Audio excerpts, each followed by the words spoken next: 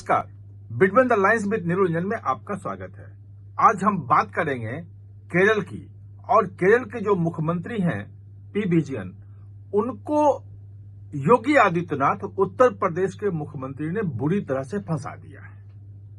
पूरे मामले में भाजपा अलग है, लेकिन योगी आदित्यनाथ ने एक संदेश देकर के और विजयन को ऐसा फंसाया कि केरल में घमासान मच गया।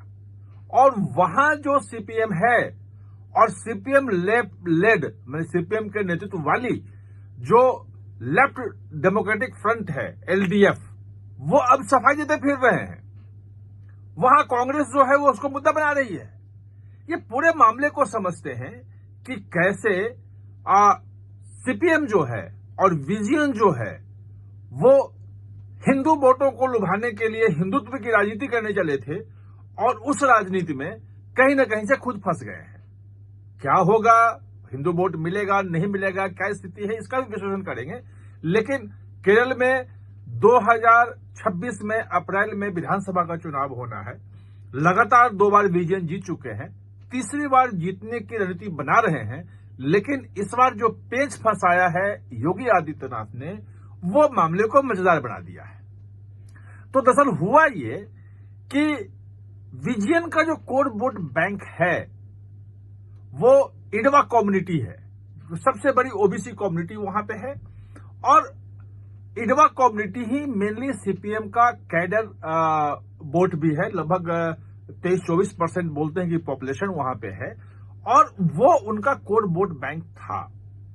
तो 2018 में जिस ढंग से अयप्पा यानी शबरीमाला का इशू हुआ और भगवान अयप्पा का जिस ढंग से अपमान की बात आई, सुप्रीम कोर्ट से फैसला लिया गया महिलाओं को वहां मंदिर में प्रवेश के लिए, जबकि जो महिलाएं जो हैं जो मासिक धर्म की उम्र में होती हैं उनको वहां जाने पे रोक लगी हुई है।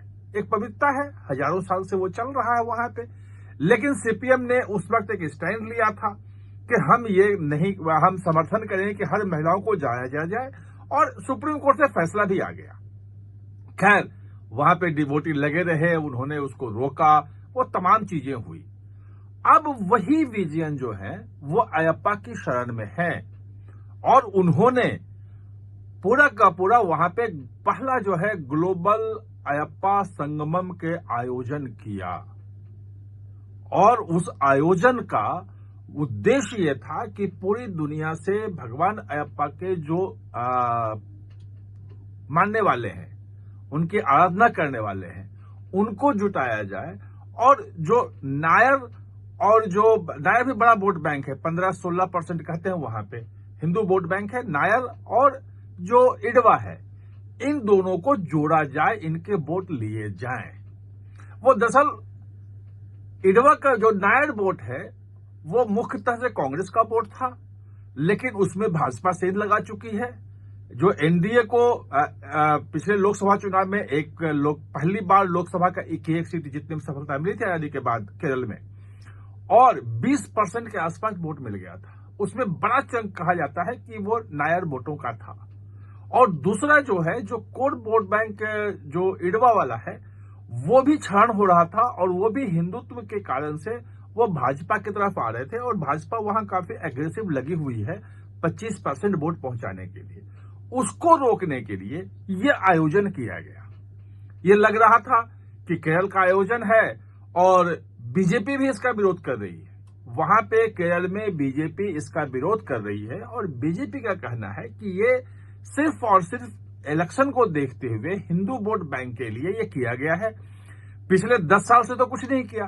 अभी आप शबरीमाला के डेवलपमेंट के लिए हजारों करोड़ रुपए की घोषणा कर रहे हैं कि उसका हम विकास करेंगे, डेवलपमेंट करेंगे, और अयप्पा के भक्त हो गए। वहां पे तमाम लोगों को बुला लिया। वहां पे बुलाया तो स्टालिन को भी गया था। एमके स्टालिन जो तमिलनाडु के मुख्यमंत्री हैं, और जिनके बेटे उदयनिधि स्टालिन ने कहा था कि हिंदू धर्म जो है वो डेंगू, मलेरिया और क्या क्या है, और इसको खत्म करना है, इसको नष्ट करना है। खैर, वो नहीं आए, उन्होंने अपने 2 मंत्रियों को वहां भेजा। लेकिन बीजेपी इसका विरोध कर रही थी, कांग्रेस भी विरोध कर रही थी, और कांग्रेस का जो यूडीएफ है यूनाइटेड डेमोक्रेटिक फ्रंट, जिसमें ऑल जो इंडियन मुस्लिम लीग भी जिसका पार्ट है, वो भी इसका विरोध कर रहा था कि भाई ये सिर्फ और सिर्फ हिंदू वोट के लिए हो रहा है। ये पूरा का पूरा आयोजन चल रहा था और ये लग रहा था कि ये वहीं पे सेंट्रिक होके रह जाएगा और जो हिंदू वोट बैंक है, जो भाजपा की तरफ टूट के आ रहा था, उसको रोकने में विजन सफल होंगे। और भाजपा विरोध भी कर रही थी, तो विजन का बिल्कुल मैदान खुला हुआ था।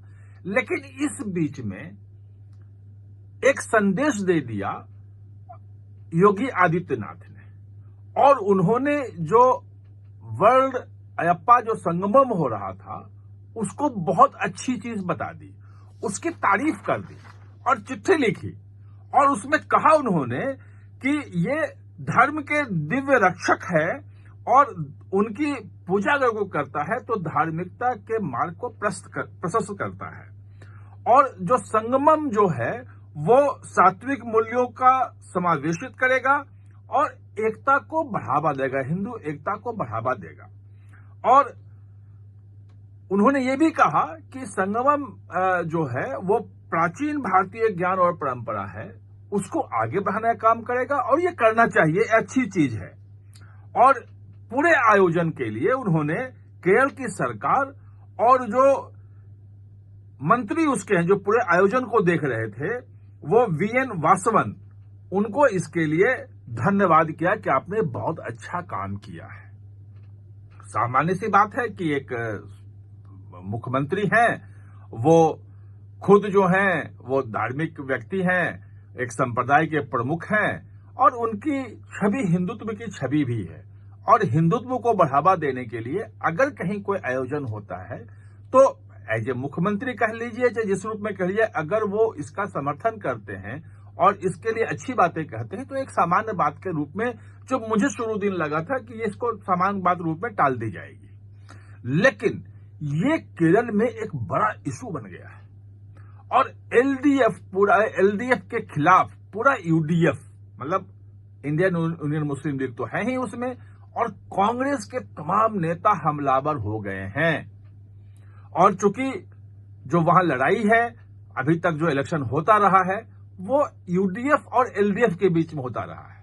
1978 से यही परंपरा वहां चली आ रही है, एक बार यूडीएफ की सरकार और एक बार एलडीएफ की सरकार, मतलब कांग्रेस के नेतृत्व वाली यूडीएफ एक बार और जो लेफ्ट का जो वाली सरकार सीपीएम के नेतृत्व वाला जो एलडीएफ है, उसकी एक बार। पहली बार ये परंपरा जो है 2021 में तोड़ दी थी इन्होंने, विजयन ने, और लगातार दूसरी बार वहां जीते थे। अब 26 में वो तीसरी बार जीतने की कोशिश कर रहे हैं और बीजेपी एनडीए वहां एक तीसरे फोर्स के रूप में आ रही है, जो हिंदुत्व वोटों को कंसोलिडेट कर रही है।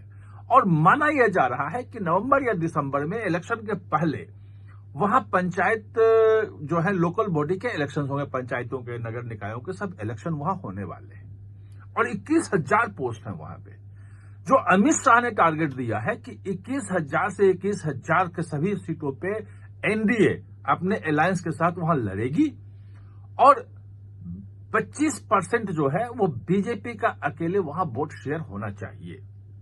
ये लक्ष्य दिया है, एक बड़ा लक्ष्य है। अगर 25% हो जाता है वोट शेयर तो बड़ी बात हो जाएगी। इसका मतलब कि एक चैलेंजर के रूप में वो बीजेपी वहां आ सकती है। अभी एक बार 2016 में सिर्फ उनके एक एमएलए जीते थे, 2021 में कोई एमएलए भी नहीं जीता, और 2024 में एक जो है वो एमपी उनके जो जीत के आए, बस यही सब कुछ है। लेकिन ये कहा जा रहा है कि अगर इतने वोट आ गए बीजेपी के पास, एनडीए के पास, तो वहां अच्छी खासी संख्या में वो संख्या नहीं बनाई जाए, लेकिन कहा जाता है कम से कम 15-17 सीटें जीतने की स्थिति में तो है ही।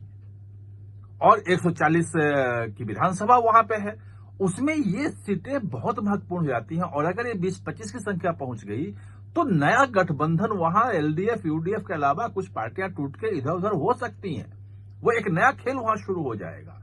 और इसी को देखते हुए कांग्रेस ने यह कहना शुरू किया है, यूडीएफ ने कहना शुरू किया है कि ये भाजपा के साथ मिल गए हैं और जो भी भाजपा विरोधी वहां है वो एकजुट हो जाएं।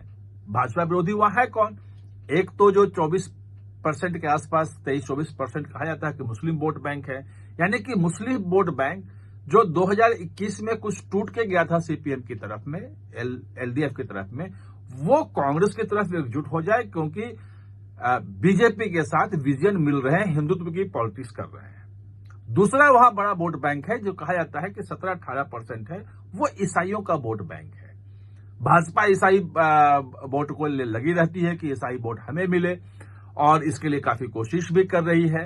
और जो वक्फ बोर्ड वाला जो फैसला, जो नया कानून बना है, संशोधन जो हुआ है, उससे वहां के ईसाई बहुत खुश भी हैं, क्योंकि उनका पूरा मुमकम जो पूरा गांव था उसको वक्फ की संपत्ति घोषित कर दी गई थी, और वो बड़े परेशान थे, और उन्होंने अपील भी की थी कि इस संशोधनों का समर्थन किया जाना चाहिए, लेकिन किसी ने किया नहीं।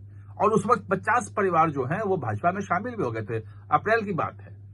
और इस बार भी भाजपा पूरी कोशिश कर रही है कि वो उनकी तरफ आ जाए। तो कांग्रेस ये भी दिखा रही है कि बीजेपी की तरफ जाने का मतलब यह है कि हिंदुत्व की जो पॉलिटिक्स हो रही है वो न सीपीएम आपके लिए ठीक है और न बीजेपी आपके लिए ठीक है, यानी कि वो एड्रेस कर रही है इसको, जो मुस्लिम मतदाता है और जो ईसाई मतदाता है, दोनों मिलाकर के लगभग 40% ऊपर बढ़ जाता है, और काफी अच्छी खासी इनकी संख्या होती है। तो ये पूरा का पूरा गणित जो है वो योगी आदित्यनाथ के कारण वहां गड़बड़ाता दिख रहा है, और एक नया घमासान शुरू हो गया है। आप हमारे साथ चर्चा में जुड़े, इसके लिए बहुत बहुत धन्यवाद। और हां, चैनल को सब्सक्राइब करना ना भूलें, इसका बेल आइकन दबाएं ताकि नया वीडियो कोई भी आए तो उसका नोटिफिकेशन समय पे आपको मिल जाए। और हां, चैनल को सब्सक्राइब करना ना भूलें, इसका बेल